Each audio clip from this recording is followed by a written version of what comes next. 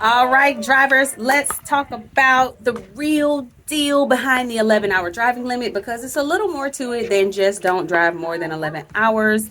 And if you are a new driver or even if you've been driving for a while, you need to understand this concept so that you can protect your time and protect your paycheck.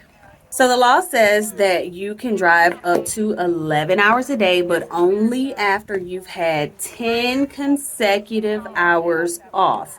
And what off duty means is no driving, no loading, no fueling, just off, right? You have to be off for 10 hours. And then once you hit that 11 hours of drive time, you're done.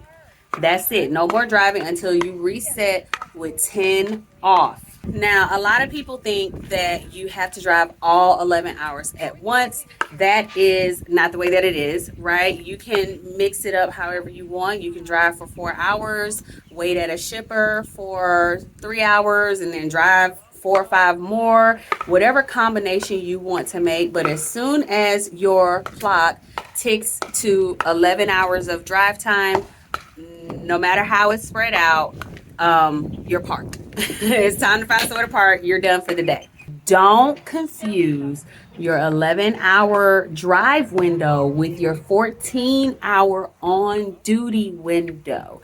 They're separate clocks, right? The 14-hour clock starts the moment you go on duty for the day, and it runs all day for 14 hours. The 11-hour driving limit is within that window, which means if you burn 4 hours waiting at a dock or you take a break, your window now is still from the time that you started 14 hours after. And that may lead to meaning that you have less drive time if you're not able to get all 11 hours in before that 14-hour window closes. That is why planning matters. If you are a driver, you have to plan because you got to protect your time and, again, your paycheck. So I have a little example written here. I'm going to read it to you to make sure that you understand what I'm saying with the 11-hour drive time. So let's say you clock in at 6 a.m.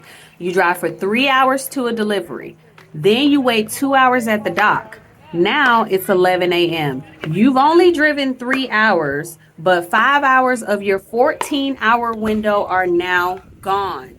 Okay, you got 8 more drive hours left, but only 9 hours until your 14-hour window is up. So you see where this goes, right? You might hit your 14-hour limit before you even use all of your 11 hours of drive time if your day isn't tight. That's why you have to plan. You got to be tight.